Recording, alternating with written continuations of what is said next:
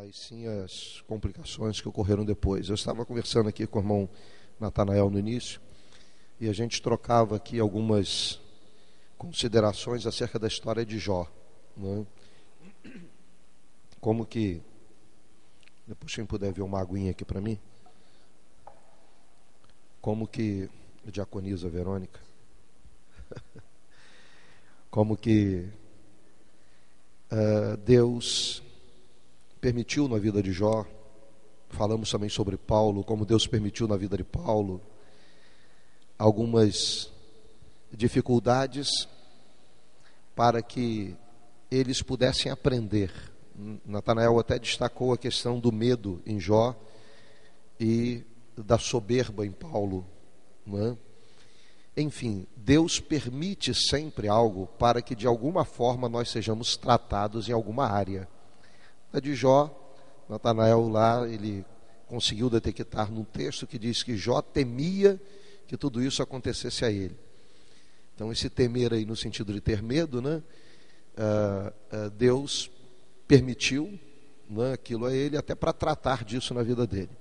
Na vida de Paulo, o orgulho e a soberba.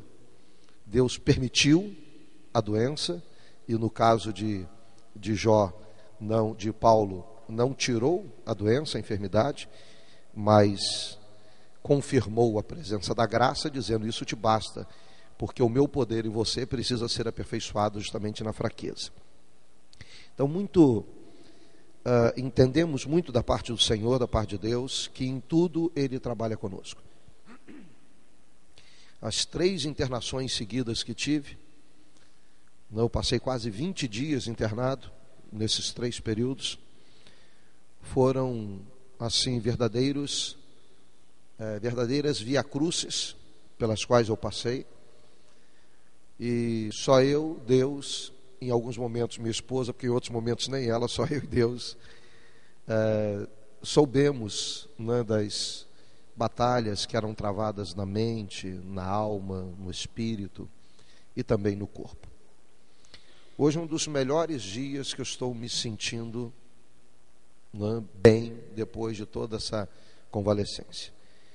E fruto de 50 dias praticamente de antibiótico, meu estômago não suportou, e eu comecei a ter muitos problemas digestivos.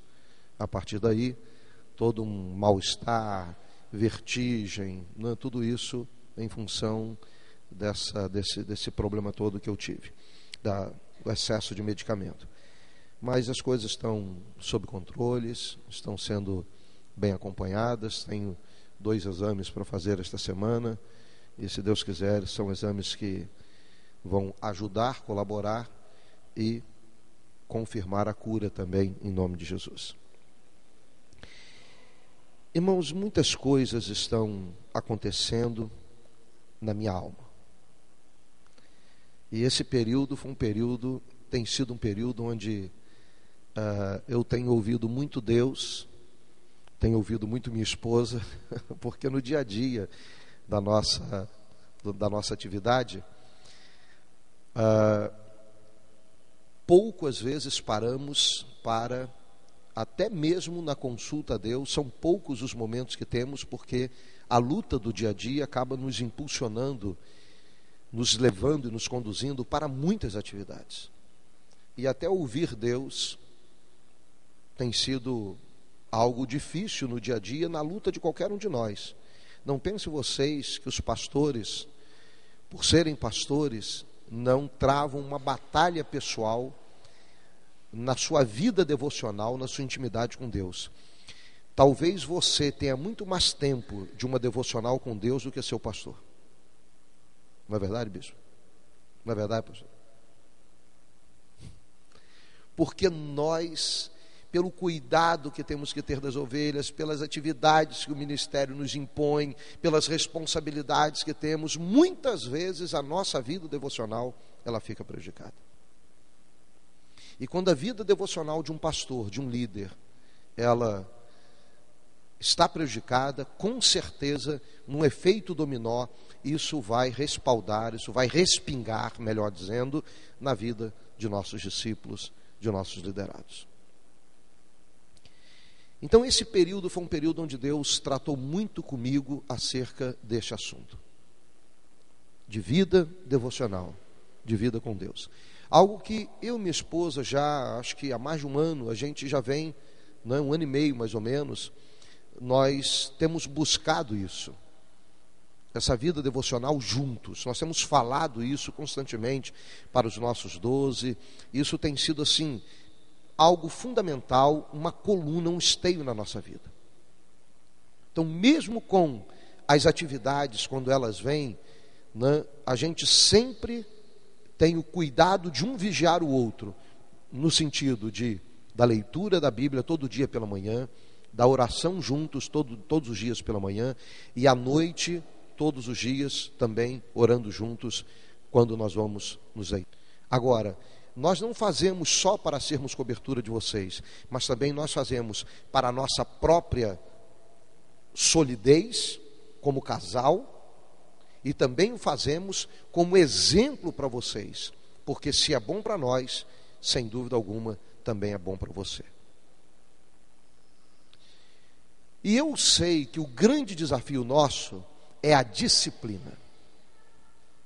Irmãos, não tem algo que mais nos desafia a não ser a disciplina. Aliás, eu quero agradecer desde já, que eu sei que alguns líderes estão aqui, porque receberam minha mensagem. Estou vendo o Pedro ali, eu sei que o Pedro deve ter recebido minha mensagem no celular. Recebeu, Pedro? Pedro Arruda? Está dormindo não, né? Não? Recebeu minha mensagem no celular? Ok. Então estou usando aí o artifício que o bispo Wagner tem usado e que tem funcionado. Só que depois da nossa reunião aqui, eu quero ter uma reunião com os meus 12 que estão aqui. Tá? Nós precisamos de uma reunião não vai ser uma reunião demorada, uma reunião rápida, mas eu preciso falar de alguma coisa que você já vai começar a linkar a partir da ministração desta manhã. Quem está em Minas Gerais, Belo Horizonte, Araçaí e Caetanópolis, nós vamos agendar uma data para termos uma reunião com a equipe nossa de pastores lá. Então nós estamos vivendo esse tempo de reconstrução. E na reconstrução, a disciplina, como eu estava falando, eu abri um parênteses, a disciplina é algo assim, básico, fundamental. A disciplina está intimamente associada à fidelidade. Quem é disciplinado é fiel, quem é fiel é disciplinado. Não existe fiel indisciplinado. Não existe indisciplinado fiel.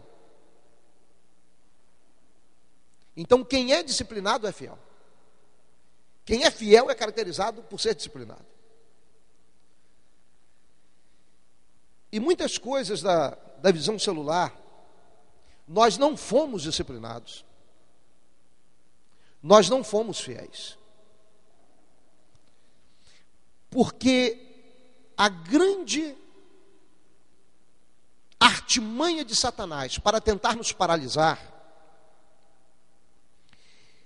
é tocar na nossa perseverança. Quando Satanás consegue tocar na nossa perseverança, nós nos tornamos infiéis e indisciplinados. Portanto, essas três palavras formam uma tríade que nunca deveriam se separar. Agora completamos: perseverança, disciplina, fidelidade. Elas andam juntas. E se abrirmos mão de uma, com certeza as outras serão prejudicadas. Então a intenção de Satanás é tocar no espírito de perseverança de um homem, de uma mulher ou de um povo. Porque se ele toca, fazendo com que um perseverante não persevere mais, ele consegue transformar aquela pessoa, aquele povo, numa pessoa, num povo indisciplinado e infiel.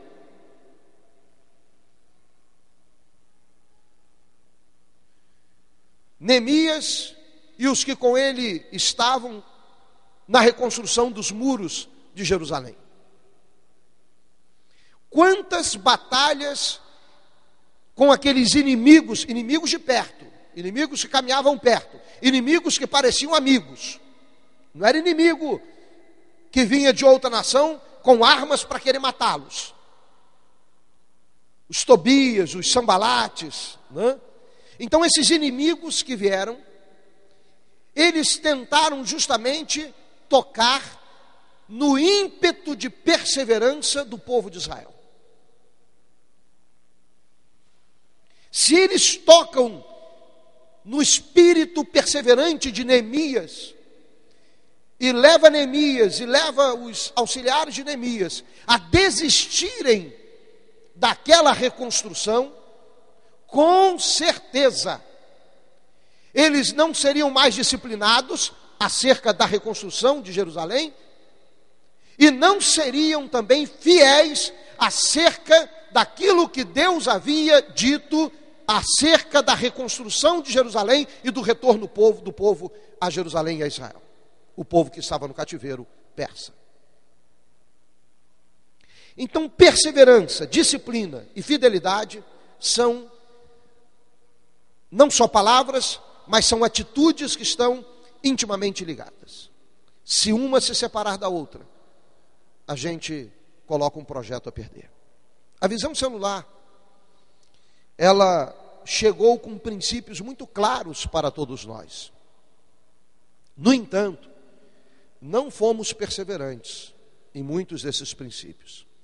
Nos tornamos indisciplinados e infiéis à visão. Um dos últimos momentos, nessa fase toda que eu estou passando, que Deus trabalhou comigo, foi esta semana. Eu e minha esposa fomos procurados por um casal de pastores aqui de São Gonçalo. Desde 2005, né, que eles estão na visão, não é isso? Desde 2005. Estão há 7 anos na visão. Já passaram pela cobertura de um pastor de Teresópolis, de um apóstolo. E através do Facebook, a Verônica fez contato com uma pastora, que é irmã desse pastor. Ela é pastora aí numa cidade aqui próxima aqui de nós, não estou lembrando agora. E aí ela pediu à apóstola Verônica se nós poderíamos conversar com os pastores dela, que é o irmão dela e a cunhada. São os pastores presidentes do ministério. E nós agendamos então essa semana e eles vieram aqui no Laranjal e nós conversamos. E ele disse para mim assim: apóstolo, eu e minha esposa fomos impactados pela visão celular. Ele, oriundo da Assembleia de Deus, ela da Igreja Batista, se casaram, foram pastores auxiliares em 2 ministérios, moraram em Belo Horizonte, foram pastores lá também auxiliares no ministério do pastor Jorge Linhares, voltaram para São Gonçalo, faziam parte de um ministério aqui, Ministério Alcançando Vidas, se desligaram do ministério, e aí na ocasião o presidente do Ministério Alcançando Vidas disse: olha, nós temos uma igreja lá, não nos interessa mais ficar com a igreja do Barro Vermelho, então se vocês quiserem podem assumir lá. Eles assumiram. Conheceram a visão celular em 2005. Foram impactados. E aí chegaram para nós e disseram: apóstolos, nós queremos de fato uma cobertura de verdade que nos ensine a visão celular. Eu disse: Senhor, já passamos por tantas etapas, já levantamos, já nos frustramos, já fizemos tantos remendos na visão, já negociamos tantos princípios, já nos tornamos indisciplinados, já deixamos de ser perseverantes em vários daqueles princípios. O que eu tenho de visão celular para ensinar?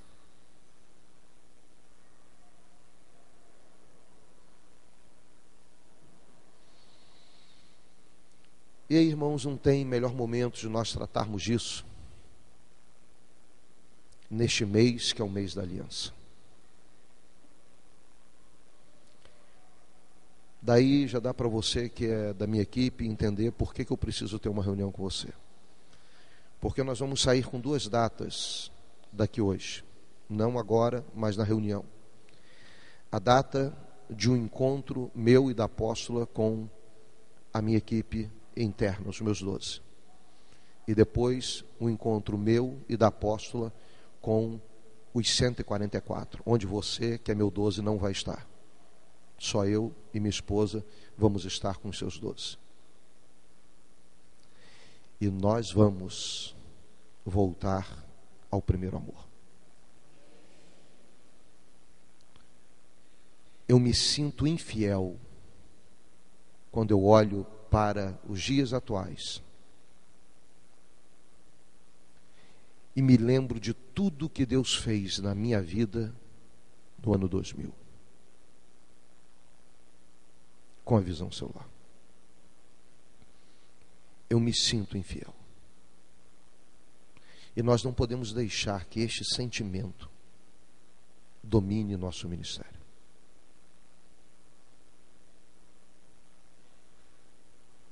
Então nós vamos voltar a este princípio.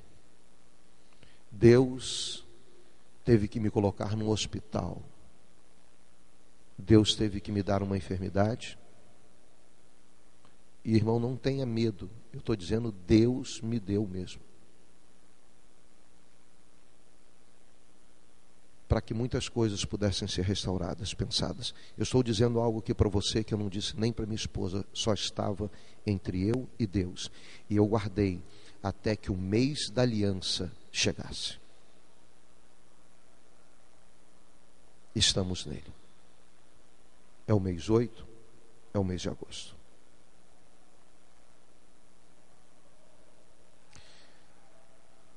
Pergunte a você mesmo: meus 12 estão aqui?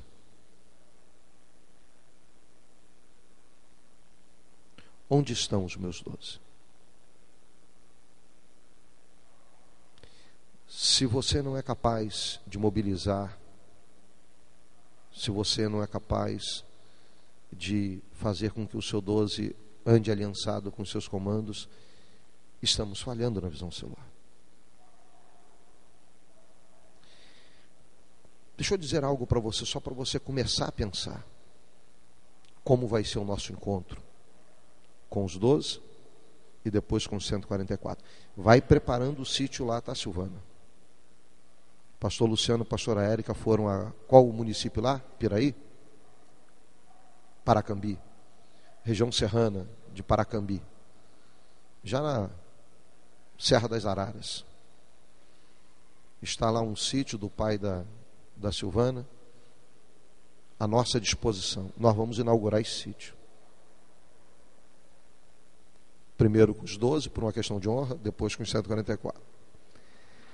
Mas deixa eu dizer algo para você, começando a pensar.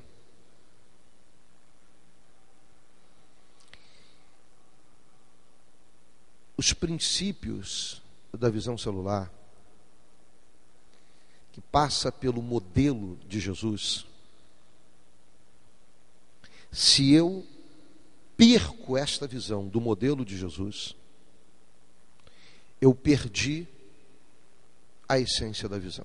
Você pode até funcionar como igreja, você pode até ter uma igreja, mas você vai perder o modelo que é o modelo discipulado.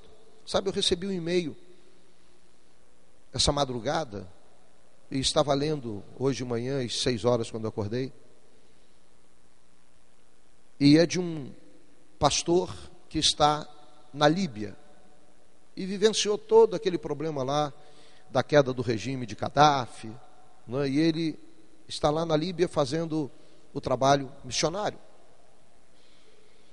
E ele disse que foi se juntar a ele agora um outro pastor, Samuel, mas por ter um nome hebraico, ele trocou o nome dele para Shamuel, e aí ficou árabe. E os dois estão trabalhando lá, e ele dizendo o seguinte: nós temos talvez uma das maiores igrejas no mundo árabe, a igreja invisível. Não tem tempo, ele é pastor, mas as ovelhas dele estão espalhadas, porque o trabalho deles é só de discipular. eles ganham no trabalho, eles ganham na escola, eles ganham na universidade, eles ganham no mercado, eles ganham dentro dos transportes. E aí uma rede vai sendo gerada, e pequenos encontros vão acontecendo e são marcados na casa de um, aí um liga para o outro, manda e-mail para o outro, e aí eles vão chegando, e assim a igreja invisível da Líbia está organizada. E ele disse: gostaríamos muito de ter cultos, mas nossos cultos são reduzidos. A intensidade do nosso discipulado é maior do que a intensidade dos nossos cultos. Eu parei, quando eu li aquilo, eu parei para refletir sobre o modelo de igreja. O modelo de igreja envolve discipulado, envolve culto. Nós vamos encontrar esse modelo de igreja na Bíblia. Num primeiro momento, a igreja de Jerusalém não era uma igreja de culto, era uma igreja de discipulado. Você encontra em quais momentos Jesus na Bíblia, Jesus fazendo um culto com seus discípulos? Tente se lembrar.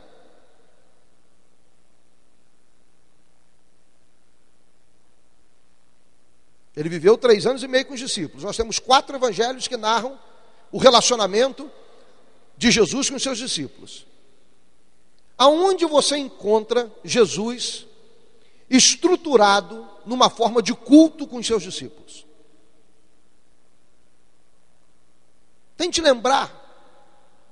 Tente lembrar assim, de algum momento que Jesus orou, de algum momento que eles cantaram. Alguém lembra? No relato bíblico só tem um. No dia da última ceia de Jesus com os seus 12. Orou, ministrou, e tendo cantado o hino, saíram.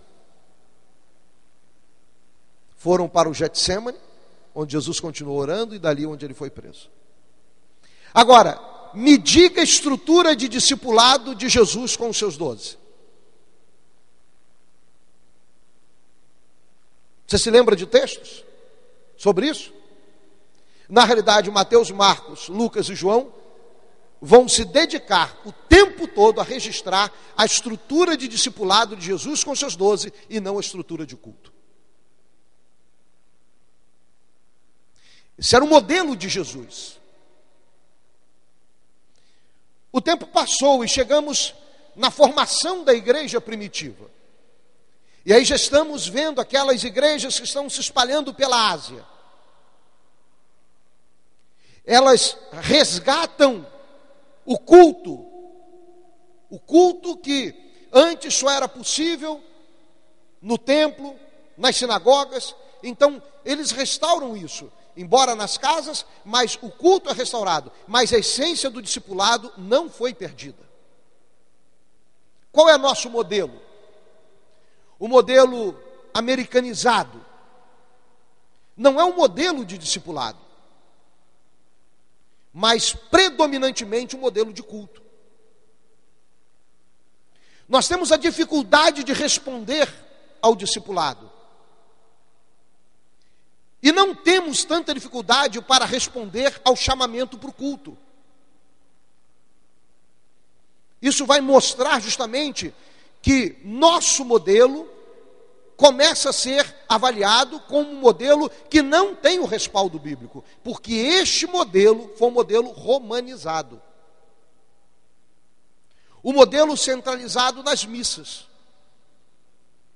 onde se perde o discipulado. E foi esse o modelo de Roma que chegou até nós. O modelo de missa. E aí nós temos um problema, que é mudar a nossa mentalidade para absorvermos justamente o modelo bíblico. Os anos foram formando uma cultura e uma cultura que chegou até os evangélicos. Então, uma cultura evangélica que é oriunda dessa cultura romana. E dentro dessa cultura, a nossa mente tem dificuldade de entendermos a importância do discipulado. Então, com o passar do tempo, nós fomos impactados pela visão celular. A visão celular resgatou justamente a importância do discipulado. Um discípulo gerando 12, discipulando 12. Nada mais do que isso, porque é o modelo de Jesus. No entanto, a estrutura do culto, a estrutura de igreja pelo culto, foi sendo mais forte. E com o passar do tempo, ela foi sufocando a estrutura do discipulado. Quantos papéis a rede de consolidação distribui hoje para o início da consolidação? Quantos estão pegando no telefone na segunda-feira ou na terça-feira, nas primeiras 48 horas, para fazer contato com um discípulo novo convertido? Quantos estão fazendo visita ao novo convertido? Quantos alunos nós temos matriculados na escola de discipulado? Quantos estamos levando para o encontro? Se o processo discipulado parar lá, mas primeiro ele parou aqui, e depois ele parou aqui.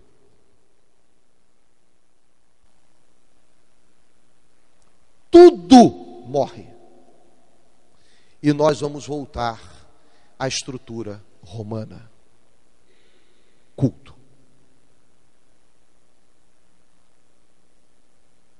Culto é uma manifestação natural do discípulo.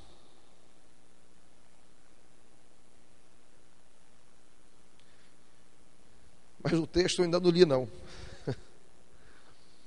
Só para você entender o que vai acontecer nessa reunião de 12 e na reunião dos 144.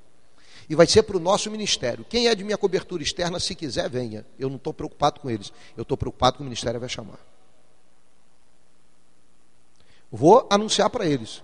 Vou ter a reunião dos 12. Se quiser, venha. Se não quiser, vai ficar. Mas é para o ministério. Reunião dos encontro dos 144, do ministério. Bispo Wagner vai colocar os seus 12, Bispo Eliana vai colocar suas 12, Pastor Lúcio vai colocar seus 12, Pastor André vai colocar suas 12, Pastor Rodrigo vai colocar os seus 12, Pastora Natália vai colocar suas 12, Pastor Rogério vai colocar, Pastor Ana, assim. E vocês não vão estar. Porque aí eu vou tratar direto com os 144, eu e a apóstolo, e não vai ter mais ninguém ministrando, só nós dois. E você não precisa ficar preocupado, porque o que vai acontecer no seu encontro dos 12 é o que vai acontecer com eles. Só que num outro nível de tratativa, onde o fator motivacional tem que ser muito maior para eles do que para vocês. Mas comece a refletir nisso. O princípio da visão celular, o início da visão celular, que nos arrebatou, começou com a fala forte de uma palavra fundamental, de um princípio sobrenatural, chamado aliança. E esse é um mês que Deus nos colocou para tratarmos desse assunto. Queria que você abrisse a sua Bíblia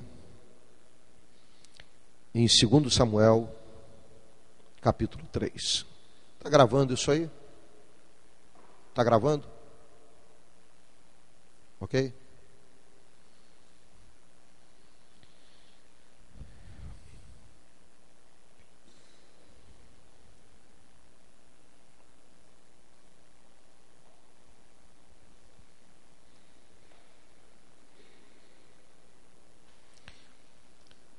Segundo Samuel capítulo 3, a partir do verso 12. Segundo Samuel 3, a partir do verso 12. Interessante ser o verso 12, né? Tem algumas coincidências na Bíblia, muito interessantes. A palavra aliança vai surgir justamente no verso 12, dentro desse contexto aqui. E eu, quando estava separando o texto, eu falei assim, vou começar a leitura no verso 12, porque os versos anteriores, eles dão só um contexto mais histórico. Mas eu quero destacar a partir do verso 12. E aí, eu marquei, fui marcando aqui com os riscos, umas bolinhas em torno dos números, e vi que começava justamente no verso 12.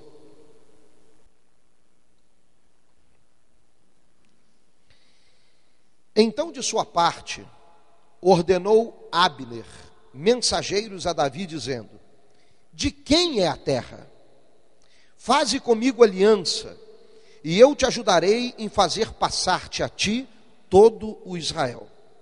Respondeu Davi: bem, eu farei aliança contigo, porém, uma coisa exijo: quando vieres a mim, não verás a minha face, se primeiro me não trouxeres a Mical, filha de Saul.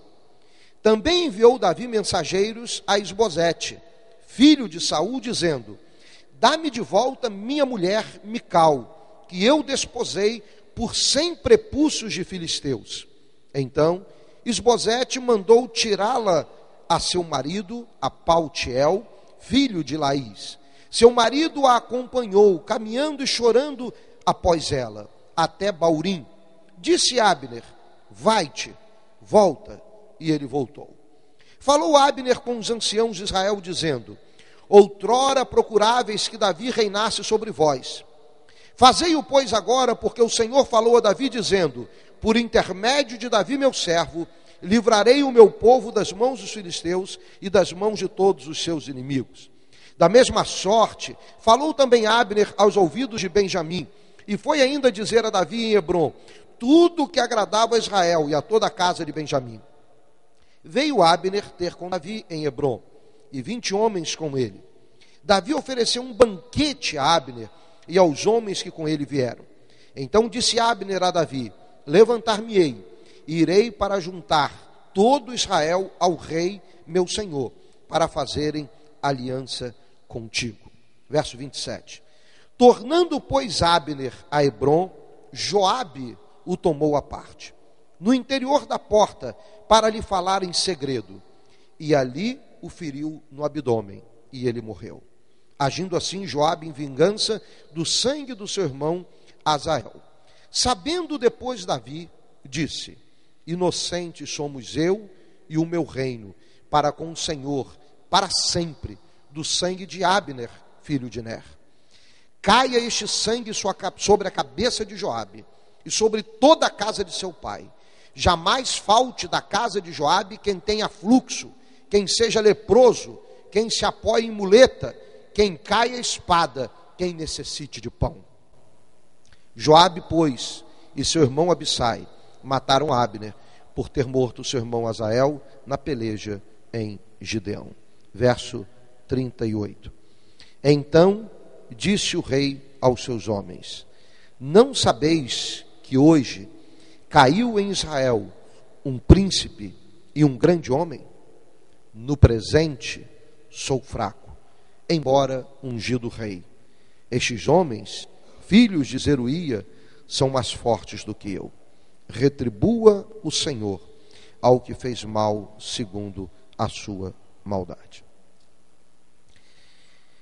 Vamos entender um pouco o contexto histórico desse texto. Nesse momento, Saul já tinha morrido e Davi já estava reinando sobre uma parte de Israel. Depois da morte de Saul, porque vocês sabem muito bem que Davi foi ungido rei pelo profeta Samuel antes da morte de Saul, quando Saul perdeu a aliança com Deus, para o qual ele tinha sido instituído rei. Deus chama o profeta Samuel e o profeta unge o rei, unge Davi rei, e o ciúme de Saul aumenta contra Davi. O tempo passa, Davi tem oportunidades até mesmo de matar Saul, mas não faz, porque ele entendia que o ungido não pode ser tocado. Mesmo Saul estando em desobediência a Deus, mesmo Saul tendo falhado e tendo pecado, Davi entendia que mesmo ele tendo recebido a unção do profeta para reinar, que ele não podia tocar no rei. Os ungidos, o Senhor trata deles. Qualquer outro princípio é o princípio de rebelião. e qualquer rebelião de quem está debaixo de ungido é o princípio que foi praticado por Satanás nos céus. Por isso, quando Deus escolhe e separa, isso quer dizer ungido, escolhido e separado, quando Deus escolhe e separa, só Deus pode tratar e cuidar dele. Não cabe a mais ninguém.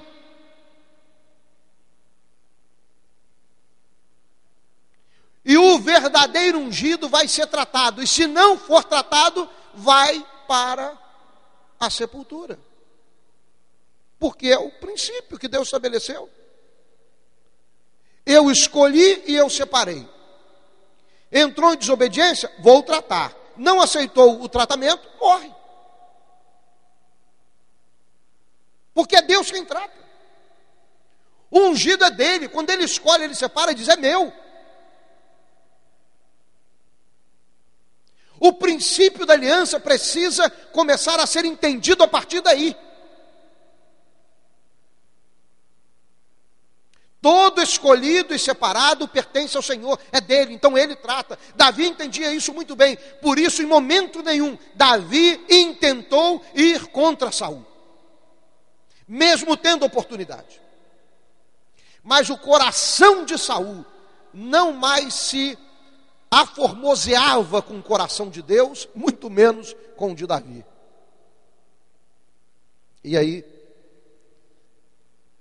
Deus então permite que os filisteus entrem em guerra contra Saul, contra os israelitas, e Saul e seus filhos morrem. Isbosete continuou vivo, era um dos filhos de Saul. Quando Saul morre, Davi vai para Hebrom, e em Hebrom, a tribo de Judá, que era a tribo de Davi, unge Davi rei de Israel.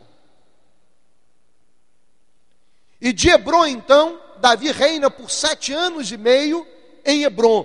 Porém, a tribo de Benjamim e outras tribos, e na realidade a grande maioria das tribos de Israel, continuam sendo reinadas, governadas por Isbosete. O reino não estava unificado. Nós temos 2 reis reinando nesse momento sobre Israel.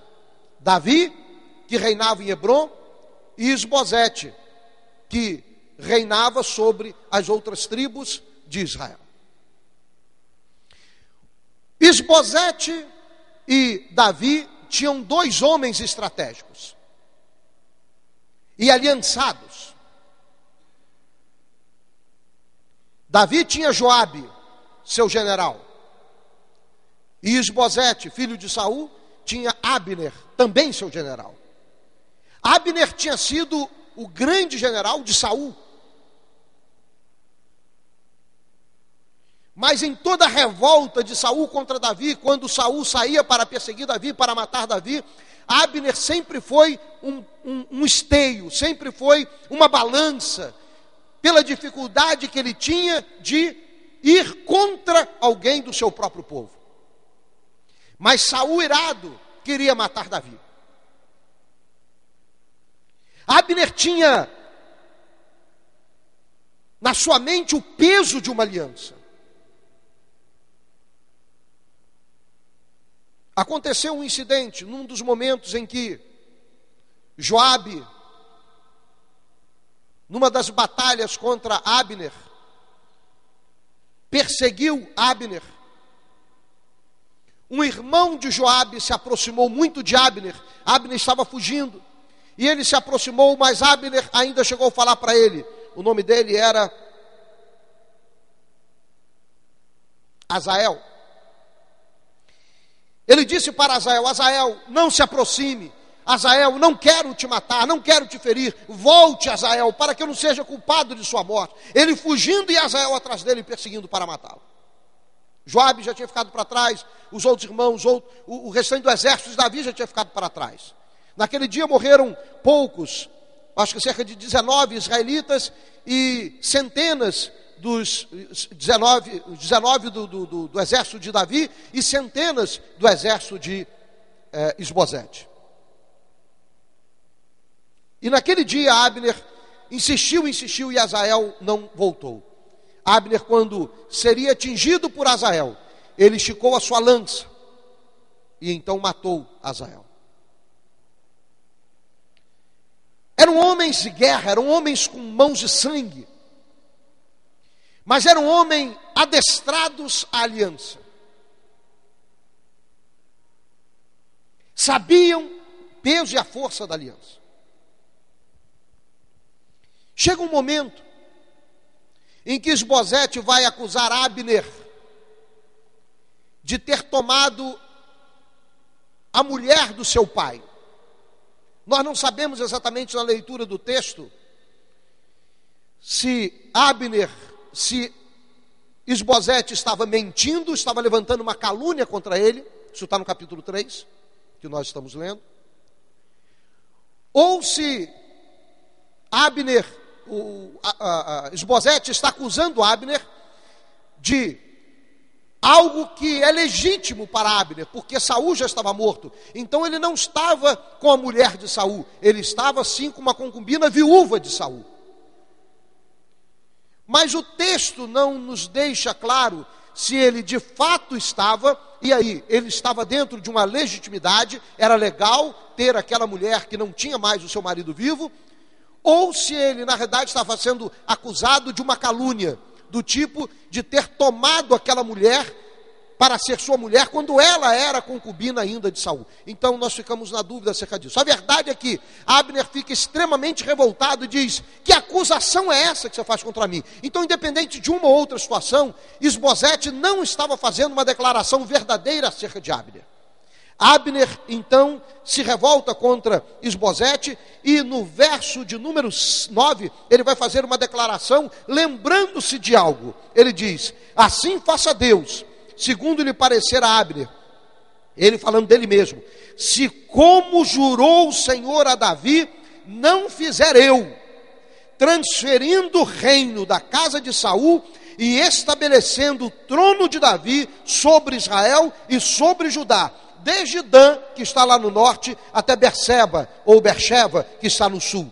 E nenhuma palavra pôde Isbosete responder a Abner, porque tinha medo de Abner. Aqui estava o general de Saul, agora de Isbosete, lembrando-se de uma palavra que Deus havia falado a Abner com relação a Saul, de que ele, Abner, seria responsável para transferir todo o reino da casa de Saul, que era da tribo de Benjamim, para a casa de Judá, para Davi, a casa de Judá. Ele entendeu que aquele momento ali no reino com Isbosete era um momento, era a senha, era um momento chave dele romper para fazer cumprir uma palavra que Deus havia liberado a ele, de que ele seria o responsável para transferir o reino. Mas como fazer isso? Um general inimigo. Isso só poderia ser feito se uma aliança existisse entre Davi e Abner. Entre Abner e Davi. O aliançado é aquele que está comprometido em ajudar o líder a conquistar as promessas e sonhos. Vou repetir. 1. O aliançado é aquele que está comprometido em ajudar o líder a conquistar as promessas e os sonhos. Olha o que Abner diz para Davi no verso 12: faze comigo aliança, e eu te ajudarei em fazer passar-te a ti todo o Israel. Qual era a promessa dada a Davi? Que ele seria o rei de todo Israel. 7 anos e meio já havia se passado, e ele não havia se tornado o rei de todo Israel, mas só de Judá. Essa era uma promessa e esse era o sonho.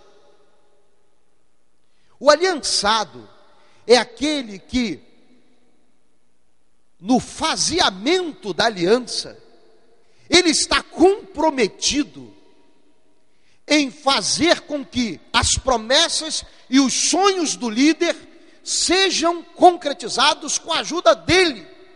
Ele se sente parte integrante nesse processo. O meu sonho e as promessas sobre a minha vida só serão alcançados se aqueles aliançados comigo me ajudarem a conquistar essas promessas e esses sonhos. É um projeto de nação. Meu irmão, quando eu agarro alguma coisa, eu agarro entendendo que se a promessa de Deus está ali, aquilo eu tenho que começar a sonhar com aquilo, e Deus vai levantar os aliançados que vão fazer com que eles me ajudem, com que essas promessas e esses sonhos sejam cumpridos. Um apóstolo levantou um questionamento acerca do governo do justo, da minha liderança no governo do justo no estado do Rio de Janeiro. E eu respondi, porque ele disse assim, não teve nenhum momento que o apóstolo René deu uma palavra clara, dizendo, você é o coordenador. E eu respondi, falando de toda a caminhada, desde 2010 até agora, falando dos e-mails que eu, na íntegra, copiei os e-mails do apóstolo René e encaminhei também para esse apóstolo, mostrando para ele que hoje o projeto já está completamente espalhado pelo estado, e até já nós estamos espalhando também por outros estados através da rede virtual, através dos e-mails. Isso daí não tem como você parar. Eu estou recebendo um telefonema da Bahia, querendo saber quem é o candidato do governo do justo em Lauro de Freitas, na Grande Salvador. E eu disse, não, mas eu não coordeno Bahia. Ele falou assim, não, mas nós entramos aqui no site de vocês. A verdade é que o projeto é uma promessa de Deus. Eu creio que Deus vai mudar a história da nossa nação a partir daí. Eu creio que Deus vai usar homens e mulheres justos para fazer diferença, seja numa Câmara de Vereadores, seja como prefeito ou vice-prefeito. Eu quero dizer para você que o nosso pastor Edson, lá de Papucaia, foi convidado pelo candidato que já está em segundo lugar nas pesquisas de Cachoeira e Macacu, para ser vice-prefeito na chapa dele. Nós cremos que nossas cidades podem ser impactadas por projetos ousados, onde a história de nossa cidade será mudada. Ou você pensa que eu me esqueci do projeto chamado Campinas Verdes? Quem se lembra disso? Esta cidade terá um outro nome. Mas como se muda isso se não for pela política?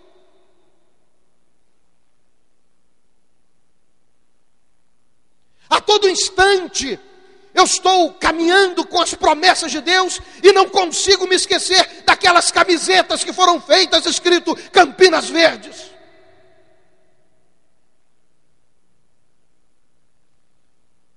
Porque se eu negociar a perseverança, eu negocio a disciplina e eu negocio a fidelidade.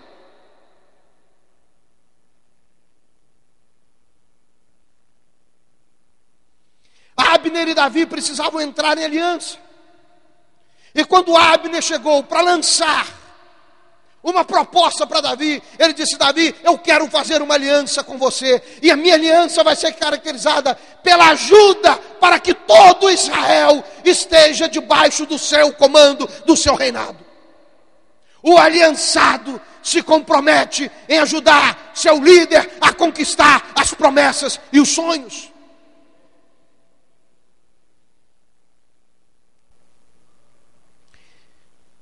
Onde estão os seus 12?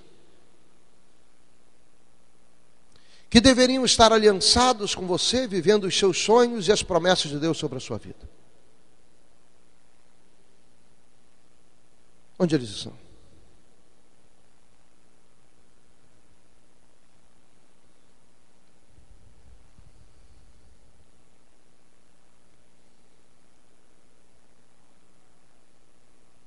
Davi respondeu a Abner e diz, bem, verso 13, eu farei aliança contigo, porém uma coisa exijo, quando vieres a mim, não verás a minha face, se primeiro me não trouxeres a Mical, filha de Saul. Foi uma das vinganças de Saul contra Davi.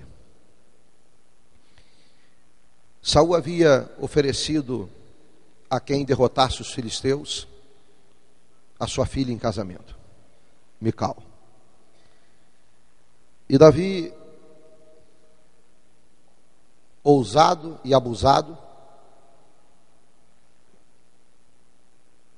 mas entendendo que ele não lutava pelas suas forças, mas sim na força do Deus de Israel, ele entrou numa batalha contra os filisteus, matou 100 filisteus, talvez até mais, mas arrancou o prepúcio, aquela pelezinha do pênis do homem, de 100 filisteus, e levou para Saul. A gente fica imaginando algumas cenas, né? Davi segurando 100 prepúcios e... Você pediu, rei? Está aqui, ó. E aí, Saul deu Mical, a sua filha, em casamento. Depois, quando Saul se revolta contra Davi e começa a alimentar o grande ciúme de Davi, Saul toma Mical, sua filha, e dá Mical a um outro homem. Bom, esses anos se passaram. Saul morreu, 7 anos e meio Davi está governando sobre Hebron. E aí chega um momento agora em que Abner vem oferecer uma aliança.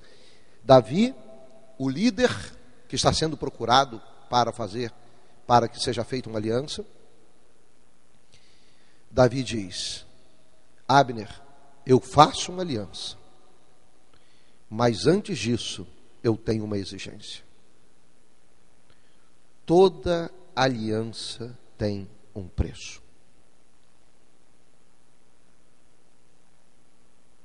Toda aliança tem um preço. E o que vai manter a aliança é a prontidão que o aliançado tem em pagar o preço exigido. Caminhar na visão celular aliançado com seu líder tem um preço. Você sabe qual é o seu preço. Eu sei qual é o preço que eu tenho que pagar para andar aliançado com o meu líder. Tem um preço. E se eu não tiver determinado a pagar esse preço, eu não caminho aliança com ele.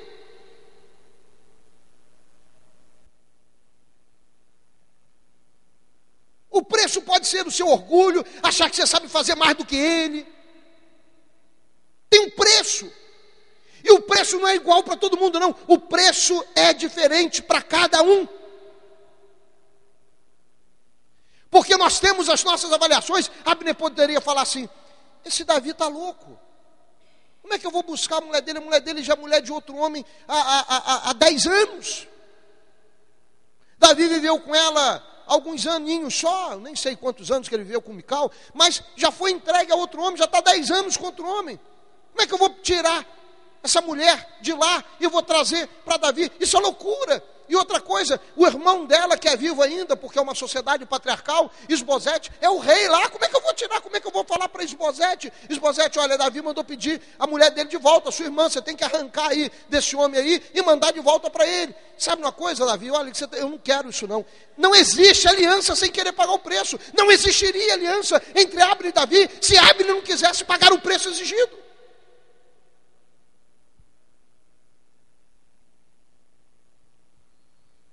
O nosso preço, que é igual para todos, é estarmos dispostos a seguir o modelo de Jesus. Se eu quero seguir o modelo de Jesus, esse é o preço que eu tenho que estar disposto a pagar. Mas tem os preços pessoais. O apóstolo agora está envolvido com esse negócio de política, esse negócio não dá certo. Não tem como você caminhar em aliança, vai embora.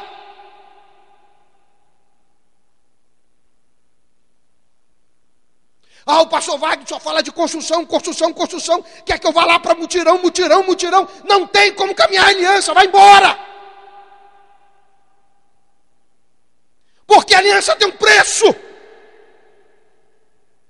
De ajudar o seu líder a cumprir as promessas e os sonhos.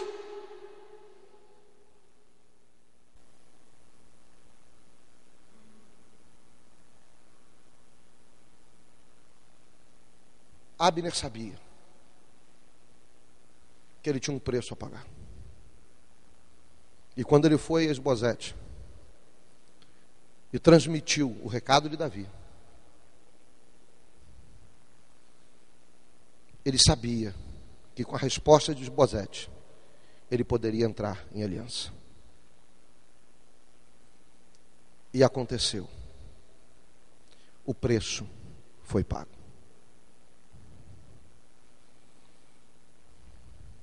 Agora tem algo tremendo que está no verso 21. E nós vamos parar aqui. No restante, eu continuo na reunião dos 12, que vai acontecer no mês de agosto, ainda no mês da aliança. Mas o terceiro,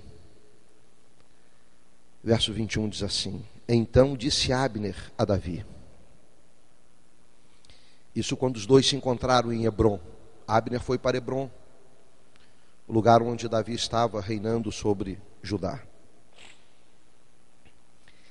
Então disse Abner a Davi: levantar-me-ei e irei para juntar todo Israel ao rei meu senhor, para fazerem aliança contigo.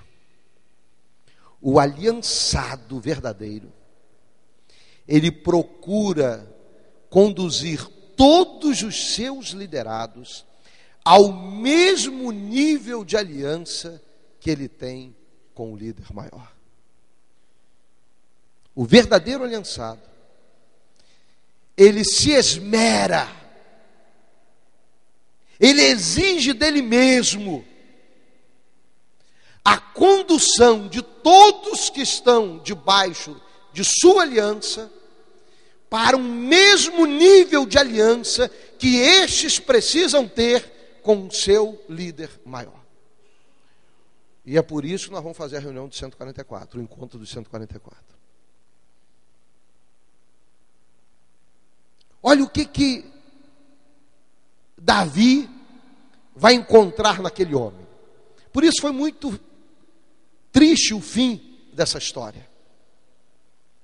Quando Abner chega para Davi e faz essa declaração, ele não fala: vou trazê-los para o seu reino, vou trazê-los para eles te aceitarem como rei, eu vou convencê-los de que não é Esbozete mais o rei deles, e que agora é o rei Davi. Não, ele não diz isso. Ele diz: eu vou sair, eu vou entrar numa campanha, eu vou me esmerar por todo Israel, para fazer com que todo Israel, quando ele estava falando de todo Israel, era menos Judá, que Judá já estava com Davi, para fazer com que todo Israel entre em aliança contigo. O mesmo nível de aliança que Abner estava construindo com Davi, ele queria que todo Israel tivesse com Davi.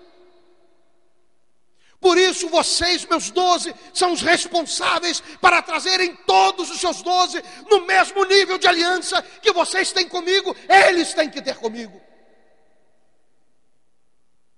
Por isso eu tenho que conduzir todos vocês ao mesmo nível de aliança que eu tenho com os meus líderes, com eles, porque eles também precisam caminhar debaixo desta aliança, porque só haverá conquista de promessas e sonhos em nossa nação, se nós conseguirmos entender estes níveis de aliança, porém, essas etapas de aliança, porém todas elas no mesmo nível. E foi aí que nós começamos a desistir da visão celular.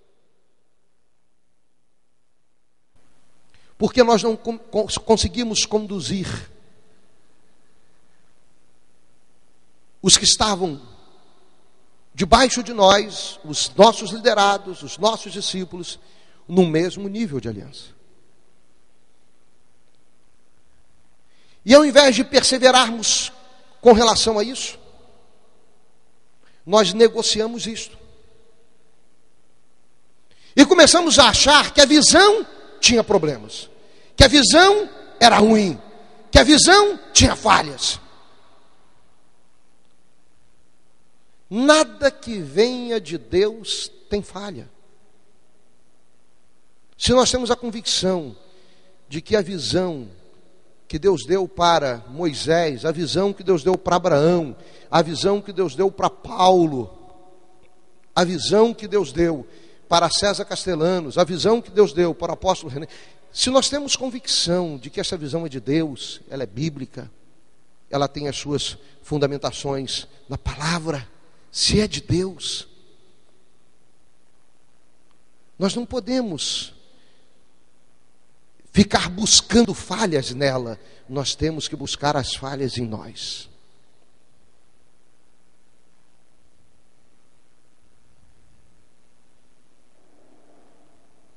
Na nossa mente, a cultura ainda é romana.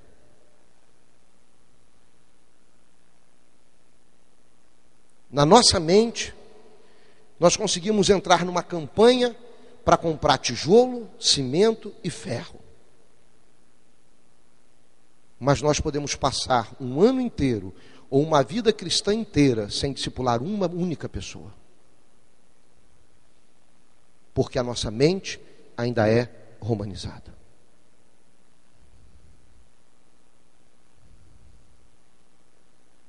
Esse é um grande desafio para nós. Romper com essa cultura. E a cultura romanizada, ela não interfere só se vai ser culto ou se vai ser discipulado. Ela interfere no nosso estilo de vida. Porque o discipulado envolve um estilo de vida comprometido com os princípios de Deus a todo instante, porque eu estou fazendo discipulado em qualquer lugar. Então eu sento no meu trabalho lá, eu chego no meu trabalho, se eu sentei lá na cadeira, na mesa lá no meu trabalho, se eu estou trabalhando, não tem um colega do lado. Na realidade, quando surgir algum assunto, a minha fala é diferenciada para ele. Ele vai perceber que os meus conceitos, os meus valores são diferentes daquele que ele está comentando ali comigo. Quando ele vê alguém que passou, uma colega de trabalho que passou bonita, com um corpinho bem torneado, então ele faz um comentário maldoso, malicioso, ele espera. Porque assim ele espera, é a alma dídima que procura, né, encontrar a sua parceira, o seu gêmeo. Ela espera aquela pessoa ouvir um comentário idêntico ao dela, mas o seu comentário tem que ser diferente, porque discipulado envolve de estilo de vida, e o estilo de vida faz você ser diferente em todo lugar onde você está. Vai sair da sua boca um outro comentário. E assim em qualquer lugar onde você está. Ou estiver. A mente, a cultura romanizada nos tirou esse estilo de vida. E nos transformou em crentes nos dias de culto. Onde não tem problema no dia a dia, se o guarda me parar, eu suborná-lo para sair de forma errada.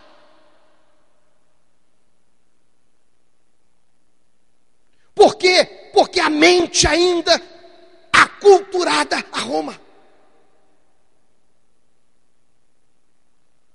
Então, aparentemente, pode ser mais fácil eu não entrar nesse nível de aliança, eu não entrar nesse estilo de discipulado, nesse estilo de culto. Pode parecer ser mais fácil, porque é como o jogador que joga nas 11 posições.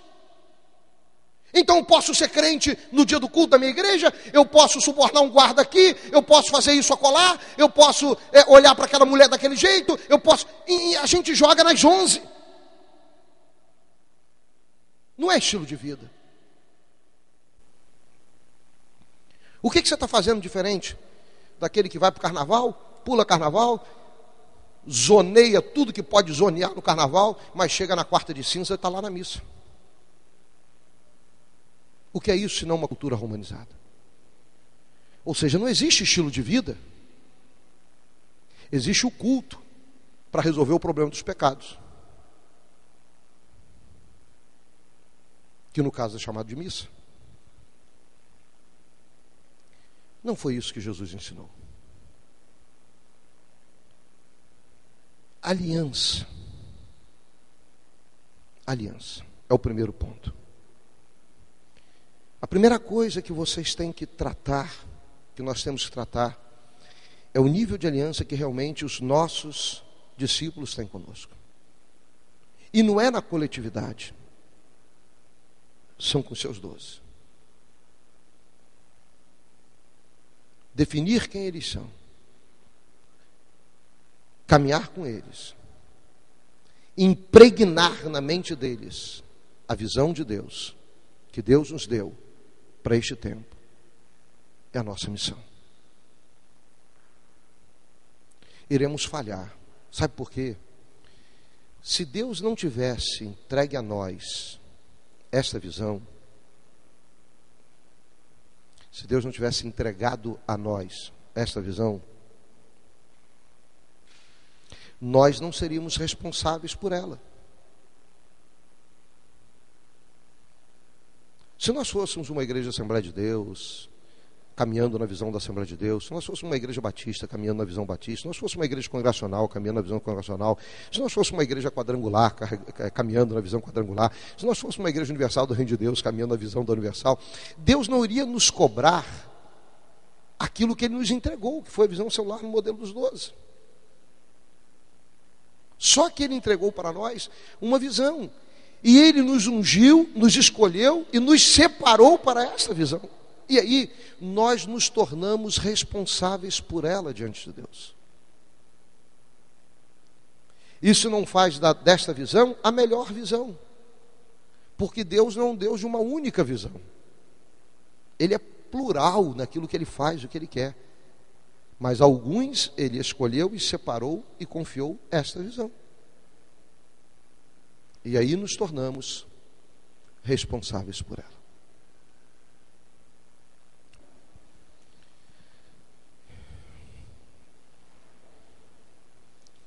A aliança exige um preço. Eu confesso a você que quando eu cheguei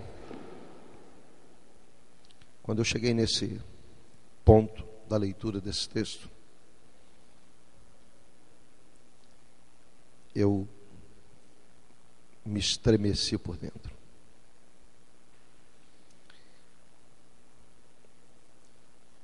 E a aliança, para ser mantida, é preciso que haja em nós a disposição de pagar o preço.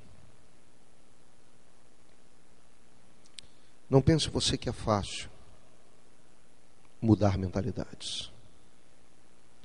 Não pense você que é fácil você falar para a sua alma: a partir de hoje, alma, eu vou entrar no nível de aliança onde a visão celular vai fazer diferença na minha vida, no meu estilo de vida. Não pense você que é assim. Eu estava me lembrando do pastor Rogério, no início, a gente já caminhando, né, na visão celular, ele já envolvido, na época Rogério e Ana Cristina, né, eles já envolvidos, e com células, né, já liderando células, e aí nós os chamamos para um passo mais ousado. Vamos iniciar a igreja em Vista Alegre. Vamos reunir as células de vocês lá e vamos começar a igreja em Vista Alegre. E aí eles começaram.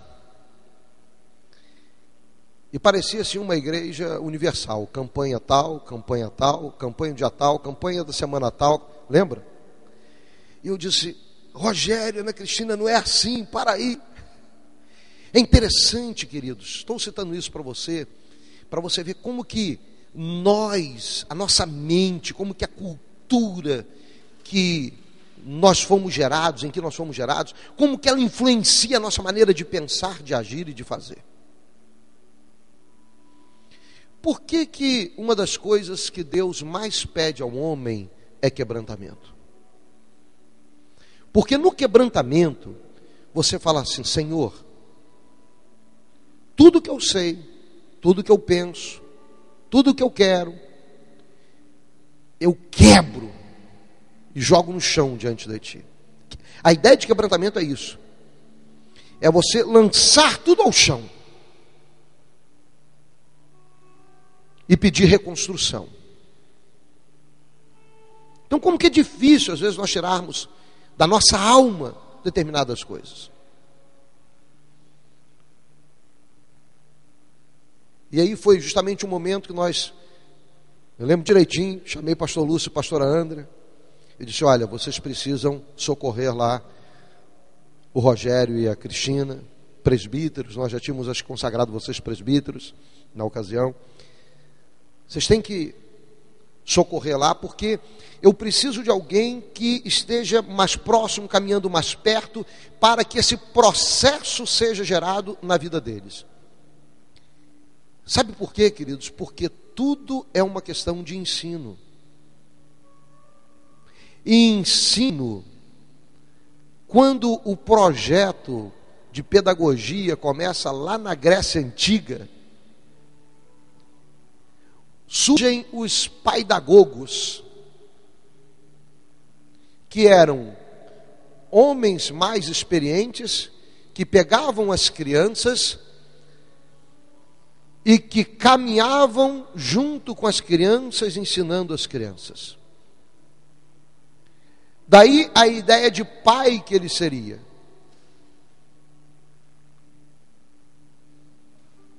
E Gogia, a ideia do ensino. Daí veio a palavra pedagogia, pedagogo. É um processo de ensino. Então, como tirar uma mente romanizada sobre a aliança e introduzir uma mente bíblica, puramente bíblica de aliança? É mergulhar na história de Abner e de Davi, é mergulhar na história de Noemi e Ruth, é mergulhar na história de Davi e Jonatas, é mergulhar na história de Jesus e seus 12, é mergulhar na história de Paulo e Timóteo, é mergulhar na história de Barnabé e Paulo.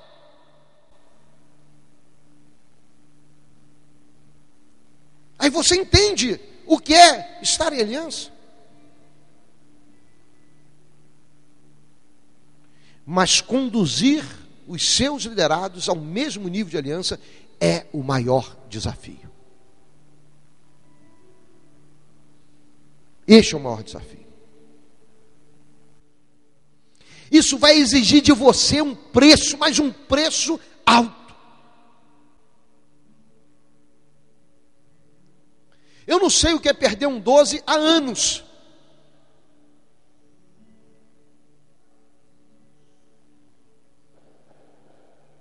Eu sinto a estabilidade na minha equipe de líderes, dos meus pastores.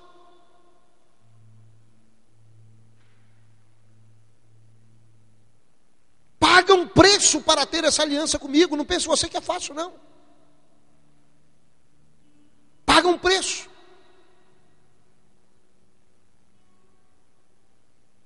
Só que agora você tem que pagar o preço para trazer os seus 12 debaixo da sua aliança.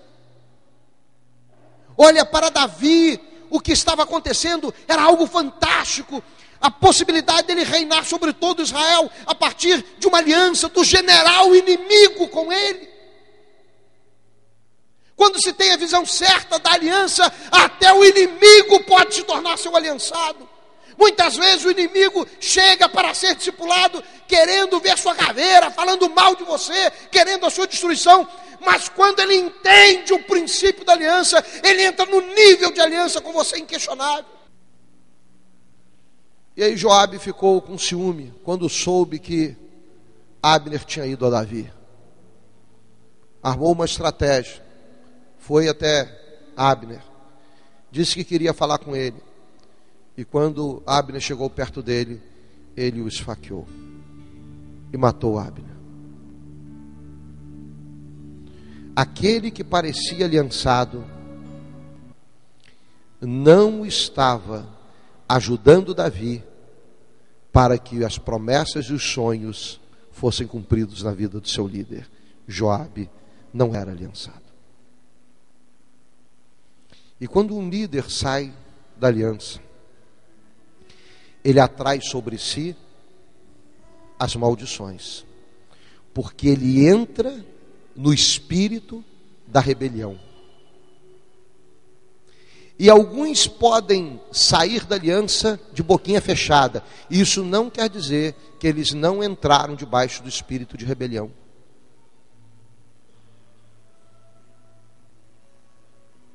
Lembram que Davi falou para Joabe? Que a espada nunca se afaste da sua casa, que a lepra nunca se afaste da sua família, que o fluxo de sangue nunca se afaste daqueles que pertence à sua casa.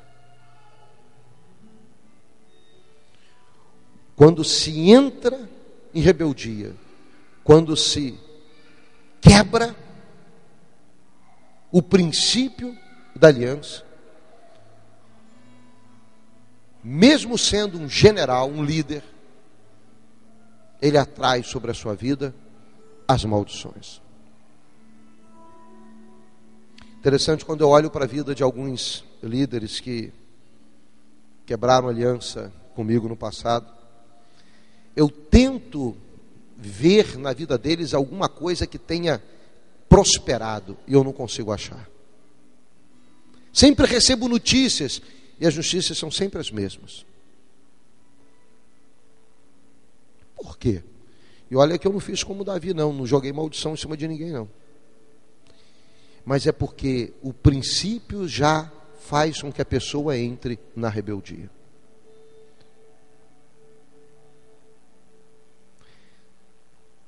Pegue isso,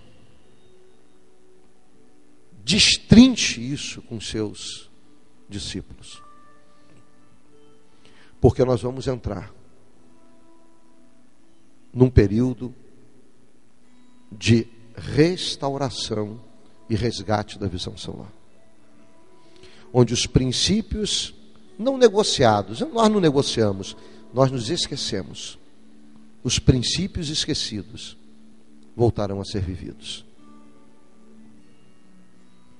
Existe uma unção sobre isso, e nós não podemos perder a unção que está sobre a visão celular. Nós não podemos perder a unção de continuarmos vendo vidas sendo tremendamente impactadas. Nós fazíamos tanto barulho quando éramos tão atacados, e agora nem somos mais atacados assim, não fazemos mais barulho.